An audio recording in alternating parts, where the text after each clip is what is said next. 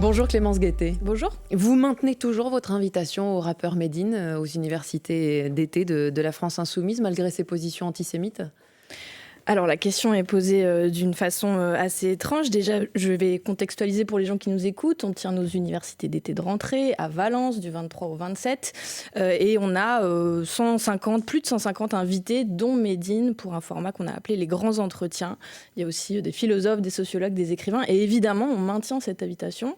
On est honoré qu'il ait répondu favorablement à cette invitation. C'est un rappeur qui est engagé, qui a été très actif notamment pendant la bataille contre la réforme des retraites. Donc on est heureux qu'il ait accepté et on pense qu'on a des choses à se dire dans un échange. Un artiste controversé, photographié à de nombreuses reprises, faisant le geste antisémite de la quenelle. Récemment encore un tweet antisémite qui a été critiqué de sa part.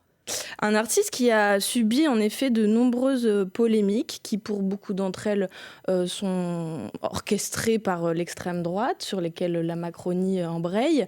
L'antisémitisme est un sujet très sérieux. Il y a encore eu des dégradations sur un magasin à Levallois. Donc nous condamnons et on pense qu'il faut s'y attaquer sérieusement. Et on pense qu'en l'occurrence, cette polémique, elle est montée contre Medine, que ce n'est pas la première qu'il doit encaisser et qu'il n'est pas... C'est Medine qui a fait des quenelles, c'est Medine qui a posé en faisant des quenelles, et c'est lui qui a écrit que Rachel Kahn, qui est juive et petite fille de déportés, était une rescanpée en faisant un jeu de mots avec son nom de famille. Ça, pour il fait des jeux de mots environ tous les 3 jours sur le nom de famille Kahn. Il s'appelle lui-même avec les siens la Kahn Family. Sa femme a écrit un livre qui s'appelle Bienvenue à la Cantoche, Cantoche. Donc il a reconnu un jeu de mots maladroit. D'ailleurs, il s'en est excusé. Il n'aurait pas dû alors. Comment ça, il n'aurait pas dû s'en excuser ? C'est la question que je vous pose. Je pense qu'il a bien fait, mais en fait, je ne suis pas là pour dire à Medine ce qu'il devrait ou ce qu'il ne devrait pas faire sous prétexte que nous l'avons invité. Nous pensons qu'il n'est pas antisémite, sinon nous ne l'aurions... Mais oui, mais les écologistes se dépêtrent de ça comme ils le veulent. Je pense qu'inviter quelqu'un et ensuite lui dire il devra s'excuser, il devra être clair, ce n'est pas la bonne chose. Nous ne pensons pas qu'il est antisémite, nous pensons qu'il ne l'est pas. C'est pour ça que nous l'avons invité. Si nous le pensions, nous ne l'aurions pas invité. Nous pensons qu'il a beaucoup de choses à nous dire. Par ailleurs, je note dans cette polémique le fait que c'est un rappeur issu des quartiers populaires, que c'est à lui qu'on s'en prend. Je pense qu'il y a là-dedans une panique morale qui est créée, notamment par l'extrême droite, et sur lesquelles ensuite la Macronie notamment et toute la petite bourgeoisie embraye, et que ça n'est pas justifié, qu'il a beaucoup de choses très intéressantes à nous dire. Mais il n'y avait pas d'autres figures de la gauche, d'autres figures des quartiers avec qui vous pourriez dialoguer ? Eh ben, je reviens à ce que je vous disais tout au début de cette interview. Nous avons plus de 150 invités avec plein de figures des quartiers populaires sur lesquels nous reviendrons dans plein de débats extrêmement intéressants. Donc j'invite plutôt les gens à venir. Il n'y aura pas que Medine, même si je pense, et je le redis, que l'échange avec lui sera très intéressant. Est-ce que le risque, c'est pas de prêter le flanc à ceux qui reprochent aux insoumis leur ambiguïté dans la lutte contre l'antisémitisme ? Je pense que c'est instrumentalisé et que donc de toute façon, si jamais ça n'était pas ça, ils trouveraient autre chose. Je pense que, je le redis, ça vient de l'extrême droite et que quand vous m'interrogez sur Medine, on ne parle pas de ceux qui réhabilitent Barrès, Pétain, de Monsieur Sarkozy qui dit que Marine Le Pen est tout à fait fréquentable, etc. Donc je pense que ça n'est pas innocent et qu'il y a un continuum entre l'extrême droite, la Macronie, les médias qui sont détenus par l'oligarchie, voire aujourd'hui dirigés, et je pense au JDD. La quenelle, ce geste popularisé par Dieudonné, qui est un geste à connotation antisémite. Il l'a expliqué. Vous devriez vraiment lire des articles assez intéressants qui ont été produits sur les différentes polémiques qui ont fait suite dans toute l'œuvre d'ailleurs de Medine, parce qu'il y a des phrases qui sont prises hors de ses chansons, qui sont non interprétées, prises hors de leur contexte. Et la quenelle, il a dit d'ailleurs, aujourd'hui je ne le referai pas. Voilà. Et que sur le moment, pour lui, c'était un geste anti-système. C'est comme ça qu'il l'a expliqué. Voilà. Clémence Guettet, les Français suffoquent, 4 départements en vigilance rouge, canicule, c'est exceptionnel. En cette fin août, le gouvernement a donc pris un certain nombre de mesures, un numéro vert, notamment un recensement des plus vulnérables, des spots de prévention. Est-ce que tout ça suffit ? Bien sûr que non, ça suffit pas. Le problème, c'est que la canicule, en fait, c'est la pointe émergée de l'iceberg. Ce dont on parle, c'est le changement climatique, parce que c'est un des épisodes extrêmes auxquels on va devoir faire face de plus en plus souvent. Ce sera aussi des inondations, des tornades, etc. Donc je l'inscris plutôt dans un continuum sur lequel le gouvernement est entièrement responsable du fait qu'aujourd'hui, il ne fait absolument rien vis-à-vis du changement climatique. Ce n'est pas d'ailleurs moi seulement qui le dis, c'est le Haut Conseil pour le climat qui dit que la transition n'est pas amorcée, ne serait-ce qu'amorcée. La Cour des comptes qui dit qu'on ne met pas les moyens dans la lutte contre le changement climatique. Et il faudrait faire beaucoup d'autres choses pour qu'on soit plus fort pour tout ce qui va nous arriver. Par exemple, l'isolation thermique des bâtiments. Et je pense que c'est un bon exemple parce que justement, on l'avait voté dans le dernier budget et que par 49.3, le gouvernement et M. Macron ont décidé d'annuler cette dépense qui, pour eux, est visiblement superflue. Ça c'est le problème profond, c'est le changement climatique. Ensuite, on a la canicule. Et évidemment, nous, on a fait une série de propositions parce qu'on n'attend pas les canicules pour savoir qu'elles vont arriver de plus en plus souvent, évidemment, tous les étés, même si là, c'est un niveau très particulier. Protéger les plus vulnérables, les plus fragiles. J'ai vu la communication gouvernementale qui dit, grosso modo, que les SDF devraient boire et se mettre à l'ombre. Ça n'est pas suffisant quand aujourd'hui, il y a des millions de logements vacants, que ces gens pourraient ne pas être à la rue et qu'on sait qu'on meurt autant de la rue et dans la rue en hiver qu'en été. Donc je pense évidemment aux personnes sans domicile fixe qu'on devrait pouvoir loger urgemment. Je pense aussi aux prisonniers, par exemple, qui sont dans des conditions absolument déplorables en prison, et aussi aux personnes âgées, où finalement le problème est plus profond que l'hydratation, prendre soin, c'est évidemment indispensable, mais ça veut dire aussi plus un ratio plus important de soignants à leur chevet pour être attentifs. Et voilà, pour les gens modestes qui n'ont pas forcément pu partir en vacances dans des petites communes où on a fermé certaines piscines pour économiser l'eau. À votre sens, aurait-il fallu les laisser ouvertes, ces piscines accessibles cet été ? Eh bien oui, je pense. Mais ça nous ramène à une question qui est intéressante, qui est celle des usages différenciés de l'eau. Qu'est-ce qu'on priorise ? En ce moment, certains médias font leur titre sur les golfs, puisqu'il y a eu une actualité, vous le savez. Eh ben moi, je pense que plutôt que fermer les piscines dans lesquelles les enfants peuvent aller se rafraîchir, ou les familles d'ailleurs, je pense qu'il faudrait avoir une réflexion assez profonde de qu'est-ce qu'on va garder, qu'est-ce qu'on ne va pas garder. On sait qu'il y aura moins d'eau, on sait que la sécheresse va s'installer assez durablement et que donc il y a des usages qui sont indispensables à la vie, boire, et donc ça, il faut la gratuité. Et puis ensuite, il y a des usages qui peuvent nous aider à surmonter ce type d'épisode de canicule, et il y a des usages qui, à mon avis, sont totalement superflus. En l'occurrence, ces piscines ? En l'occurrence, les golfs. En l'occurrence, les piscines, je pense que c'est une bonne chose qu'elles restent ouvertes, oui. Clémence Guettet, députée La France Insoumise du Val-de-Marne, vous restez avec nous. On passe d'abord par le fil info à 8h40 avec Elia Bergel. Gérald Darmanin dénonce un immense drame qui ne restera pas impuni après la mort d'un enfant de 10 ans tué par balle à Nîmes. Selon des témoins, au moins 4 tireurs ont fait feu tard hier soir sur une voiture conduite par son oncle qui est gravement blessé. Les suspects sont en fuite. Une enquête est ouverte. Le ministre de l'Intérieur évoque un possible règlement de compte entre trafiquants de drogue. Hong Kong va réduire immédiatement ses importations alimentaires du Japon. Le pays va commencer après-demain, jeudi, le rejet dans l'océan Pacifique de l'eau traitée de la centrale nucléaire de Fukushima. L'Agence internationale de l'énergie atomique valide le projet. 1,3 million de tonnes d'eau au total. Le sommet des BRICS et les pays émergents commence aujourd'hui à Johannesburg. Afrique du Sud, Chine, Russie, Brésil et Inde se rassemblent pour échanger sur leur place dans le monde. Face aux pays riches, Vladimir Poutine doit faire une intervention en visioconférence. Un champion du monde 98 à la tête de l'équipe de France Espoir de foot, la légende Thierry Henry va entraîner les Bleuets à moins d'1 an des Jeux Olympiques de Paris. France Info. Le 8-30 France Info, Agathe Lambré, Agathe Mahuet. Toujours avec Clémence Guettet, députée La France Insoumise du Val-de-Marne. À quelques jours de la rentrée des classes, l'allocation de rentrée scolaire a augmenté de 5,6% par rapport à l'année dernière. Est-ce que c'est suffisant pour vous ? Non, pour le coup, c'est des mathématiques assez simples. Les fournitures scolaires, elles ont augmenté de plus de 10%, notamment. Donc, évidemment, c'est une augmentation qui est insuffisante, auquel les familles ne vont pas toujours réussir. C'est 20 € de plus en moyenne par rapport à l'année dernière, cette allocation. Tout à fait, mais c'est insuffisant par rapport au coût de l'augmentation des fournitures scolaires. Dans ma circonscription, mais comme dans plein d'endroits, on a plein d'associations qui nous contactent pour nous dire que d'ores et déjà, ils ont beaucoup de demandes avec des gens qui n'y arriveront pas. qui n'arriveront pas à faire face à ça. Et donc, on est dans une situation qui est très, très compliquée, à laquelle les communes essayent de parer comme elles peuvent. Parfois, dans certaines villes, il y a des fournitures scolaires qui sont proposées, mais on pense, nous, que ce serait du ressort de l'État, évidemment. On avait fait une proposition de loi, d'ailleurs. Voilà, on avait fait une proposition de loi pour la gratuité des fournitures scolaires. Il n'y a pas que ça, d'ailleurs. Cette gratuité, finalement, est-ce que c'est pas les contribuables qui vont payer si c'est l'État? Si c'est l'État, de facto, mais comme le reste des services publics. Mais ça permet de remettre un petit peu d'équité là-dedans. Je n'accepte pas qu'il y ait des enfants qui commencent leur rentrée en n'ayant pas tout le matériel, pas le bon matériel, etc. Cette différence-là, elle est insupportable. Il y a les fournitures scolaires, il y a aussi les voyages scolaires, par exemple. Nous, on avait fait une proposition de loi pour que ce soit la vraie gratuité de l'école publique et que tous les enfants puissent avoir les mêmes chances. Je pense qu'il y a une énorme hypocrisie. Là, on parle des fournitures scolaires, mais sur d'autres sujets, avec l'inflation qu'on connaît aujourd'hui, de faire des augmentations qui sont toujours sensiblement en deçà et qui ne permettent pas aux gens de s'y retrouver parce que le budget est ce qu'il est, les salaires n'ont pas augmenté suffisamment.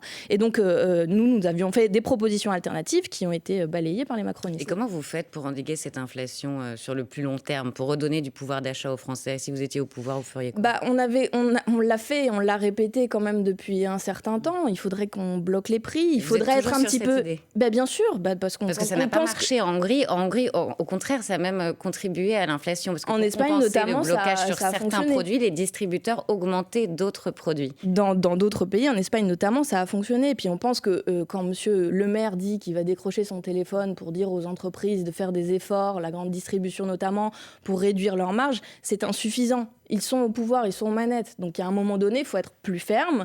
On aurait pu s'attaquer à ce moment-là aux super profits. Et surtout, il faut s'attaquer aux marges pour que ce ne soit pas les gens, in fine, qui payent la facture. Dans le budget 2024, Clémence Guettet, l'exécutif cherche à faire des économies avec un objectif, baisser les dépenses de 15 milliards d'euros. Et l'une des pistes, c'est de s'attaquer aux dépenses de santé, avec un doublement de certains montants payés par les Français, par exemple, pour...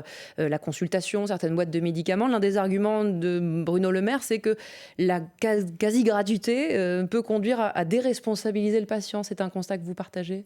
Non, je trouve ça écœurant. En fait, je trouve que vraiment, ils font preuve d'une mauvaise foi. Ils devraient assumer plus clairement d'avoir érigé un totem qui est celui de ne pas s'en prendre aux riches. De ne pas s'en prendre aux riches par l'impôt, notamment par l'ISF. C'est un exemple parmi d'autres. Il y a aussi la fiscalité du patrimoine.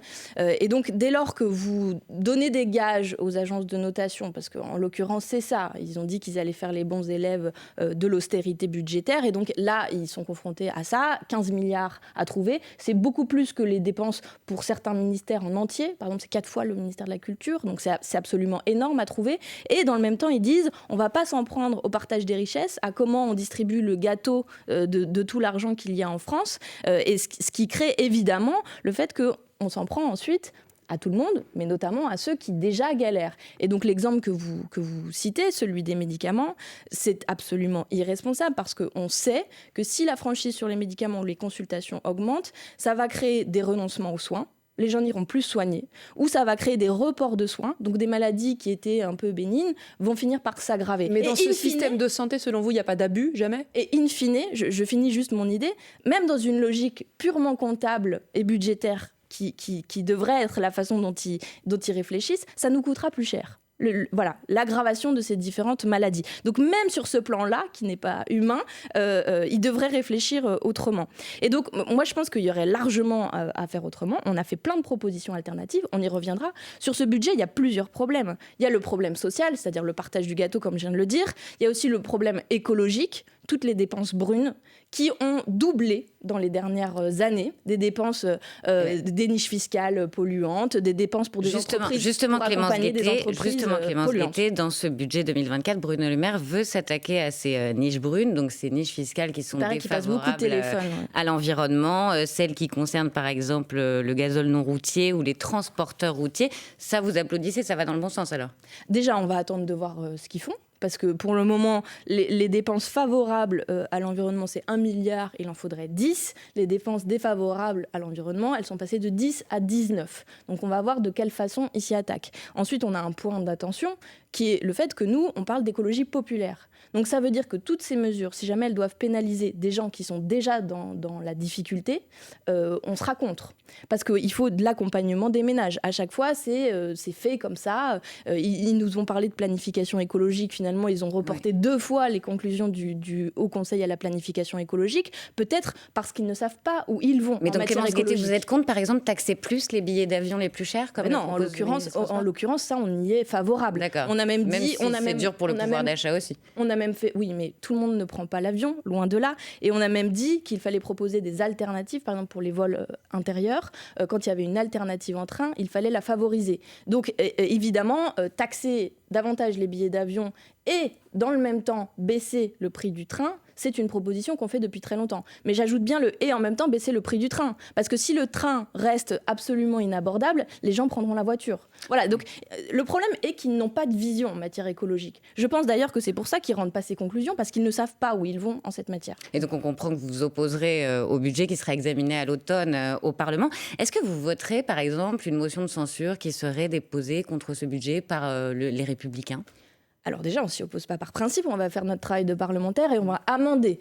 Il y aura à nouveau le débat sur les super-profits qui avait eu lieu l'année précédente. Je rappelle que malgré ce 49.3, on avait voté des mesures intéressantes en matière écologique. Donc on va aussi voir l'attitude du gouvernement qui, vraisemblablement, prépare déjà le terrain pour un nouveau 49.3, pour passer en force puisqu'ils ont décidé qu'ils donnaient des gages aux financiers, aux agences de notation et que l'austérité, ce sera pour tout le monde et à toutes les sauces. Il faut bien voter le budget. Comment ? Il faut bien voter le budget, ils n'ont pas de majorité. Exactement, mais ça c'est notre rôle. Et avant de le voter, il nous faut l'amender. Donc si aucun de nos amendements n'est retenu, évidemment, on va s'opposer à ce budget. Et d'ailleurs, vraisemblablement, on va dans la mauvaise direction. Ensuite, pour la motion de censure, il faudra qu'on en discute avec mon groupe parlementaire, que je vais retrouver aux amphis dès cet après-midi. Et puis, nous verrons ce que nous ferons. Mais clairement, nous n'avons pas renoncé à l'idée de faire tomber ce gouvernement. D'ici là, Emmanuel Macron propose une initiative politique pour la rentrée. Sans vous, sans la France insoumise, qu'est-ce que ça vous inspire ? Il n'invite que les partis de l'arc républicain, dit-il.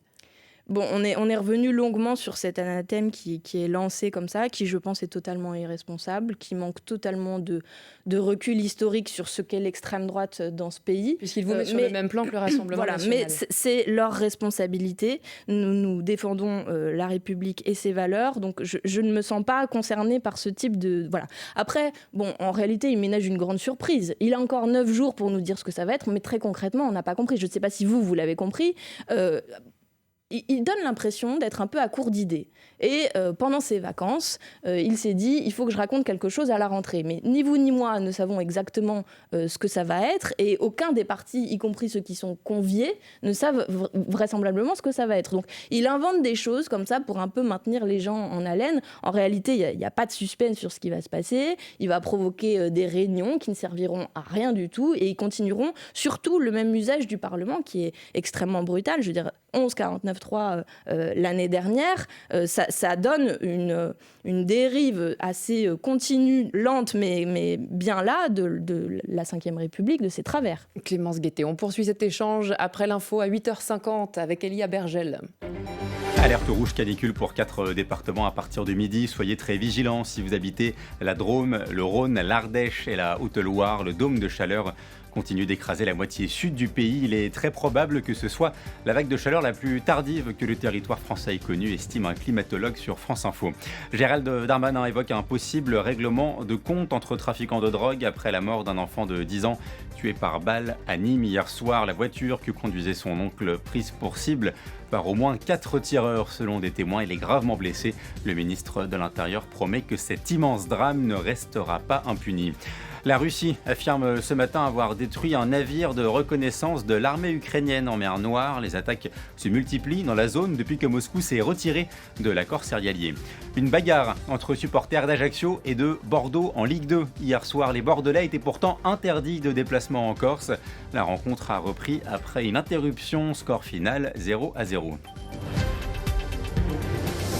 France Info. Le 8-30 France Info. Agathe Lambré, Agathe Mahuet. Toujours avec Clémence Guettet, députée La France Insoumise du Val-de-Marne. On parlait à l'instant de la rentrée qui s'annonce agitée, houleuse aussi pour la NUPES qui se déchire à nouveau. L'Alliance a-t-elle vécu, Clémence Guettet ? Bon, ça fait 1 an qu'on est partis ensemble pour les élections législatives, qu'on était arrivés en tête, qu'on avait fait 26%. Et je pense que là, on est à un moment de réflexion pour chacune des organisations pour savoir ce qu'on a envie de faire ensemble. Nous, on a fait des propositions depuis 1 an, qui sont nombreuses, qui sont le fait de s'ancrer un peu sur le territoire, de créer des comités locaux. On a proposé de relancer le Parlement de la NUPES, qui est ce lieu où on rassemblait des artistes, des organisations, des associations. À chaque fois, on nous oppose une fin de non-recevoir, ça n'est pas possible.